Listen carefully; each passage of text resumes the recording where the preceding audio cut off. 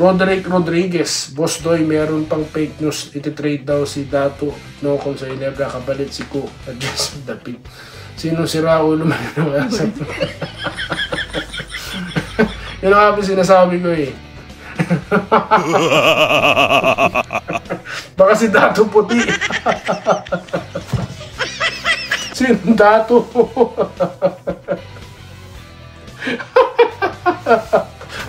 Yo, what's up guys? Welcome back dito po sa Dan Riad Toy TV Sports. Nako po, ninenervyos, kinakabahan na naman ata ang mga fake news vloggers.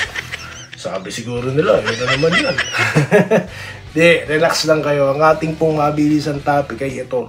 Ang silent attacker, silent scorer, the silencer ng Barangay Ginebra. Kilalanin. Ito marahil ang isa sa maraming dahilan kung bakit wala yung trade na yan ay kinakalat ng mga fake news vloggers. Alright, ito pa isang topic. Justin Brownlee, namimiligro yung kanyang stint sa paparating na Gilas window. Okay, alright. So, dyan yan sa Pilipinas, di po ba? Kalaban ng Guam. Pag-usapan natin yan at mga pa-shoutout. Bago po yan, salamat muna sa solid, legit, okay? At totoo na mga followers ng JTV, okay?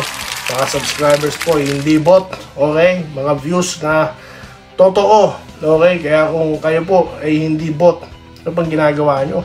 Tagal nyo nang nanonood, mag-subscribe na kayo. Alright? Kung di kayo kumbinsido, tuloy nyo lang to. Guys, sundan nyo ako mabilisan lang ito. Dugtong-dugtong ito.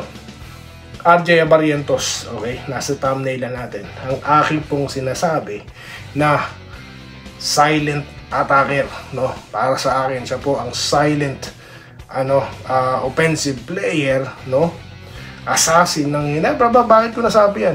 Guys, narinig nyo po bang naitopic o napag-usapan yung dalawang mag-join, yung nagkasama na sila sa Ginebra? Hindi, di ba? Kung meron man, comment na kayo dyan. Natatakpan po kasi ng mga kung ano-anong mga kwento eh. Mamaya, dadako tayo dyan.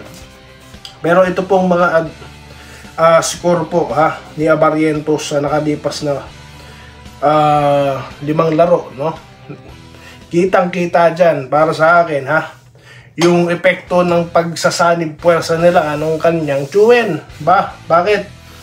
Sundan nyo ako nung unang laro niya po, double digit, 11 points.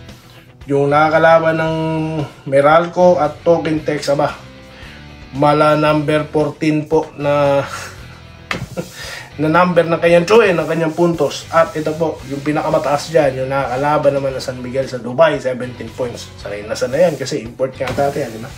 At 4 points po, kapansin-pansin ang pagbaba ng puntos niya. Bakit? Simple lang po ang sagot dyan. Maganda ang laro ni Holt, maganda ang laro ni Maya, at itong si Chapet na may 25 points. Di po ba? Okay, at off the bench siya. Yan ang sinasabi ko na epekto. Kapansin-pansin po na aggressive na siyang umaatake po sa loob. Dahil alam niyo po si RJ, bakit ko sinasabing sniper? Dami kong sinasabi ng mga silent, no? Kasi nga po, legit shooter po talaga yan. Ngayon, having Johnny Barrientos on board, marahil dyan, sinasabi niya na ganito, matake ka sa loob, matake ka sa loob. Kaya kahit po piso ang abutin niya dyan, no? Hindi ito magsasawa dahil meron na po siyang malupitang mentor dyan, no? Yan na lang po yung kulang no? Yan na lang po ang kulang. Actually, yung performance niya, that's good enough na po. Okay? So, yan po ang ating Rookie of the Year sa Barangay na si RJ Barrientos. Alright? Isa po sa mga dahilan, no? Okay? Sa nakikita ko po, okay? Na dahilan ba't walang mga trade katulad po ng mga ikinakalat ng mga fake news vloggers kasi nga po sa ganito pong performance ng mga players nila. Okay? So tingin ko dyan, tinitignan po ng management, no? Minamaximize ang talent kasi po talentado ang mga players ng Ginebra, no? Sino ang matitira dyan? Dahil come what 2027 guys, naku po, napakadami po tsak, no? Na mag-uunahan madra. Bakit? Possible po kasi first round pick ang hawakan ng Ginebra, di ba? Possible, di ba? So, yan po. Okay, ang mga dahilan dyan. Isa sa mga dahilan. Ganda na nilalaro ng mga players. Kung dadagdagan ko yun ng ganito o ganyan, ano na naman, magkakahiyaan na naman po sa puntusan Kaya kailangan i-maximize. Tignan nyo po ang epekto. Ang ganda. Bumabalik ang laro ni Gray. Okay, kapag po, nag-materialize, no? Yung laro nito ni Holt, tandaan nyo, yung mga parks na sinasabi po ng ilang mga vlogger dyan, hindi po talaga kailangan. Okay? Yan po ang future. The future is bright. Kaya nga po magsisimula sa laban nila against Titan, no? Kung talagang papangon sila. Okay? At sa mga numero na ito, nako guys, no? Ito na ang rise, no? Ng Barangay Ginebra. Okay guys, bilisan na natin dito kay Justin Brownlee po tayo. Kasi nga po, pneumonia guys no? Yung iba po dyan, yung nag-uusap-usap, pinag-uusapan po yung kondisyon ni Brownlee. Tila hindi sila kumbinsido sa totoo talagang lagay nito. Sabihin ko sa inyo guys, yung pneumonia, pinakamatagal nga po dyan, ano po, 4 to 6 weeks. Ganun po ang pneumonia. Kaya nagtataka ako sa kanila, parang dina-downplay nila. Okay? Dapat po talaga, sa ganyang pagkakataon, naka-ready na. Which is, alam natin, naka-ready na po, no? Yung gilas natin. Hindi, may mga bagay po kasi talaga na hindi muna pinag-uusapan ngayon, no? Kasi nga po, magandang ilabas ito sa publiko, no? Kapag ka-confirmado na. Okay, so manageable pa naman po Posibleng hindi siya makalaro dyan, no? Okay lang naman, may naka-ready lineup, di po ba? Pero yung announcement po, antayin natin. Okay. So, doon lang po nag-ugat yung balita na yan, no? Kasi, pinagkukomentuhan lang naman natin dahil article yan sa, sa Spin, di po ba? Alright. Wala pa naman pong medical bulletin na kamusta na si Brownlee, wala pa. Malalaman natin yan sa malapit na po. Okay, kaya stay tuned lang po dito kayo kay Doy TV Sports. Huwag po kung kani-kanino para po iwas fake news guys, okay? Dito na po tayo guys, shoutout na po tayo. Okay, gusto ko sana pagkomentuhan yung ibang mga mga vloggers dyan, pero focus na po tayo sa mga shoutout natin guys. Okay, sa nakaraan pong content natin, ako po, ang dami po nanonood, maraming salamat ha. Alright. So, baka po sa Sunday, magkita-kita tayo live guys ha. Alright, right after the game ng Ginebra. Mahirap po kasi mag-live sa on the spot na laro no? Di po ako nangako. But anyways, dito na po tayo ha. Sa ating mga minamahal na followers. Glenn Bonifacio na lagi pong nanonood, okay? Watching here, usual night duty po si Sir. Sir, mag-ingat po kayo ha. Isa pang masipag na nagtatrabaho. Okay? Joseph Pineda, morning. Idol Doy, dumaan na nga. Ayun po yung mga pinagkomentahan nating mga vlogger, no? Okay? Kasi Pikes daw Di nagsasawa no? Meron pa siyang topic yung kay tsaka na natin pag-usapan. Ito po, pinagko-commentuhan lang, nagko-comment lang si Doy TV ha. Okay, kaya relax, kaya sabi ko sa inyo kanina ha, relax lang kayo. Kay Romel Sales, morning Sir Doy TV, mabuhay ka sa legit mong vlog.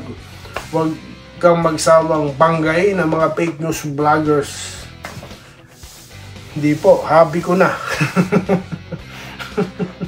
Dito tayo kay Robert Kayabyab. Good morning Doy TV. Anong update kay JB? Nabanggit ko na po, no?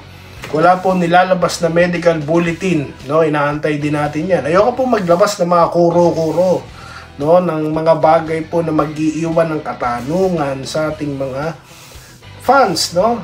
Especially guys, si Justin Brownlee yung pinag-uusapan, no? Kundi po dahil dyan, wala tayong gold medal sa Asian Games at hindi natin tinalo ang China. Kaya wag po na muna kayong makikinig kung kani-kanino mga chismoso dyan. Okay, antayin nyo po ang official na report. Okay, wala pa pong nare-release na medical bulletin, sir. Dito ba tayo kay Ronald Saturno? Tama ka dyan, Doy, wag nang magkalat ng hindi totoo o haka-haka lang. Yun nga po nagbibigay ito ng negative impression. National player pa naman natin yan, no? Okay. Yun nga po ang hamon ko sa malalaking channel Yung iba alam ko talaga sa ibang mga channel, gawa-gawa lang yan, kunyari maraming subscribers. Dahil kitang-kita naman po kung paano nila walang hiyain, no? Lokohin yung mga yon. Kung di naman totoo, okay lang. Diba, kung views lang talaga ang habol nila. no? Pero po kung legit yan, katulad ni Doy TV, legit. Talaga pong pinaghihirapan ko pong makakuha ng impormasyon eh. Dahil alam po nakatutok sa akin yung mga yan. Kaya nga po pataas ng views eh. Di po ba? Tumaas na rin po ng pataas ang subscribers. Kaya nga umabot na po tayo sa ganito. Malapit na mag 19K. Salamat po guys. Alright. Alright, dito tayo kay Carlito Bulima ng Vancouver. Okay sir ha. Alright, mukhang magta-travel po talaga ako sa Vancouver sir. Long weekend dito sa atin eh. Idol Doy TV, sana mag-meet tayo dito sa Vancouver. Mag-chill tayo. Good luck. Tignan po natin sir ha. Salamat po. Dito tayo kay Albert de los Reyes. Isa lang ang totoo. Doy TV lang yan. Salamat po. Nako po. Kuntum umor. Mabuhay ka talaga Doy TV. Magaling ka talaga mag-news. Pero totoo, walang kasinungalingan. Mabuhay ka. Mabuhay din po kayo. Sana. Nako po sir. Sana nga rin po, no? Sana nga rin po. Kaya nga po, gumagawa ako ng challenge na ganito sa mga channel na malalaki, no? Kevin Mermejo, wala bang magagawa kung makakatulong yung mga fake vlogger? NSTV. Nate Reyes, parehas basyo ng Gene Kings yung mga yun, sir, sabi niya. Talaga po ba? Dito tayo, ha? Franklin Abato, good day, sir. Doy TV. Hindi ako naniniwala dyan kay Homer Saison kasi number 1 na hater ng Ginebra. Ay, talaga po ba?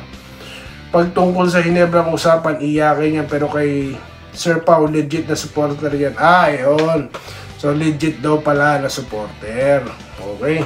Puro fake news, mga iba, sir. Ginagamit pa mga sikat. May masasabi lang ang mga coops. Naku po.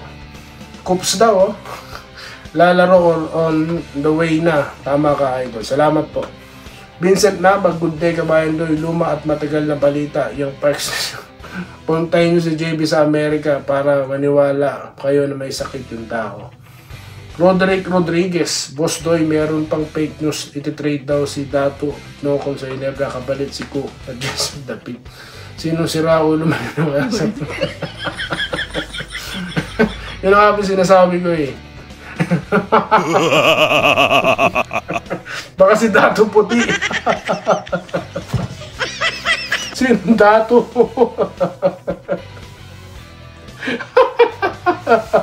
Yan pong headlines.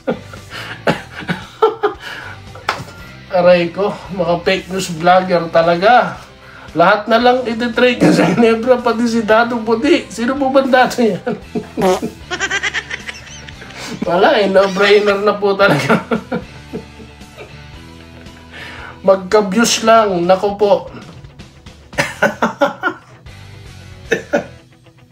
No kung. Si Raulo ba si Engya? Parang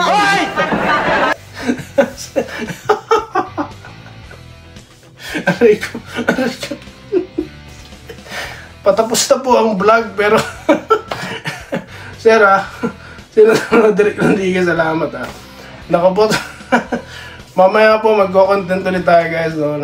Lap trip tayo rito. Ma'am Minerva Java, Ma'am Erin Kilas, alam ko nanonood kayo At sa lahat po, libo-libo nanonood na sa Doy TV Salamat. Dato puti. Iti-trade na po si Ginebra si Dato puti. Kasi sinong Dato ba yan? Kapalit ni David. Kapalit ni ko. Bench player, kapalit yung solid na sentro. Ginagago po talaga kayo. Mga fans na ko po. Talinuhan nyo Mag-subscribe na kayo kay Doy TV para di ka ginagago ng mga. Salamat po sa inyong panonood. Mabuhay po kayo. Mag-iingat po kayo. Di ko po alam kung nag-landfall na ang bagyo guys. Seryoso na po ito. Mag-iingat po kayo guys, no? Salamat po. Salamat po sa panonood. Subscribe na para sa mga susunod na basketball at boxing videos.